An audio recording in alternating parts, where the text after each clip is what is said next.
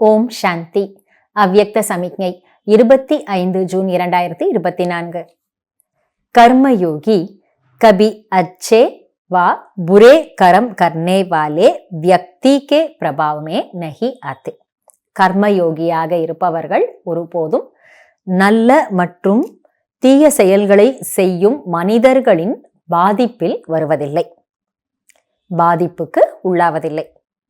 ऐसा नहीं कि कोई अच्छा कर्म करने वाला कनेक्शन में आए तो उसकी खुशी में आ जाओ, और कोई अच्छा कर्म न करने वाला संबंध में आए तो गुस्से में आ जाओ या उसके प्रति ईर्ष्या व घृणा पैदा हो. यह भी कर्म बंधन है.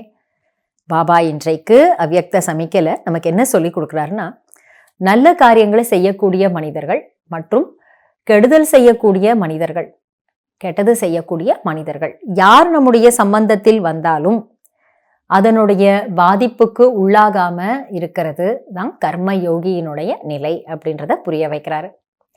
நல்லது செய்பவர்கள் நம்முடைய தொடர்பிலே வரும்பொழுது மகிழ்ச்சிக்கு உள்ளாவது, மகிழ்ச்சி அடைகிறது, சந்தோஷப்படுறது. அல்லது கெடுதல் செய்பவர்கள் நம்முடைய சம்பந்தத்தில் வரும்பொழுது கோபப்படுவது அல்லது அவர்கள் பேரிலே வெறுப்புணர்வை, பொறாமை உணர்வை உருவாக்குவது, இது எதுவுமே கர்மயோகியின் அடையாளம் அல்ல.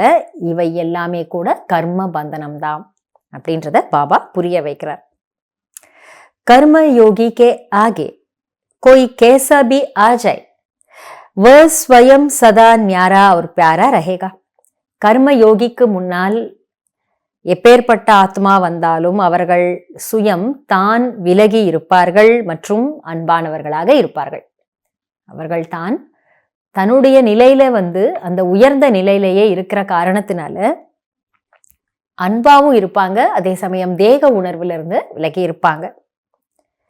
நாலேஜ் துவாரா ஜானேகா இஸ்கா ஏ பார்ட் சல் ரஹா ஹை. ஞானத்தின் மூலமாக அவர்கள் இதை தெரிந்து கொள்ளுகிறார்கள். அதாவது இன்னாருடைய இந்த நடிப்பு இப்பொழுது நடந்து கொண்டிருக்கிறது. இத்தகைய நடிப்பை இந்த ஆத்மா, அது நல்ல நடிப்போ அல்லது கெட்ட காரியம் செய்யக்கூடியதாக அவங்க நடிப்பு இருந்தாலும் அந்த நடிப்பை நடிப்பதற்கு விதிக்கப்பட்டபடி அவங்க நடிச்சுக்கிட்டு இருக்கிறாங்க அப்படின்றத ஞானத்தின் மூலமாக நன்றாக புரிஞ்சு வச்சிருக்காங்க.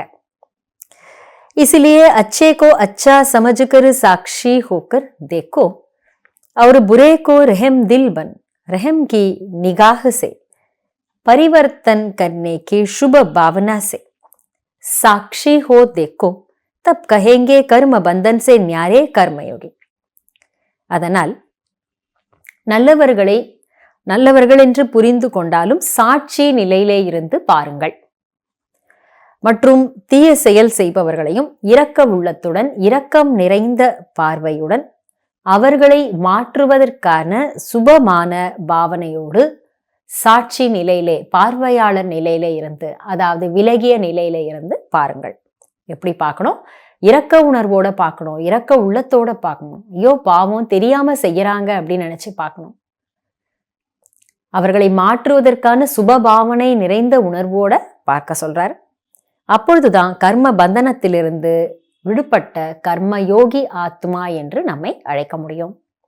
அதனால கர்மயோகி ஆத்மானா எவ்வளவு ஆழமான ஒரு விஷயங்கிறத பாபா இன்றைய சமிக்ஞையில நமக்கு புரிய வைக்கிறார். வெறும் பாபா நினைவோட செயல்கள் பண்ணுவது அப்படிங்கிற அர்த்தம் மட்டும் இல்லாம, மற்றவர்களை நாம எந்த மாதிரி பார்க்கிறோம், அவர்களை எந்த மாதிரி அணுகிறோம், அவர்களோட நாம செய்யக்கூடிய காரிய விவகாரங்கள்ல நாம எப்படி நடந்துக்கிறோம், அல்லது மற்றவர்களுடைய விஷயம் நம்மை பாதிக்கிறதா என்ன, இதெல்லாம் இல்லாம இருக்கிறது தான் கர்மயோகி ஆத்மா என்பதை பாபா புரிய வைக்கிறார்.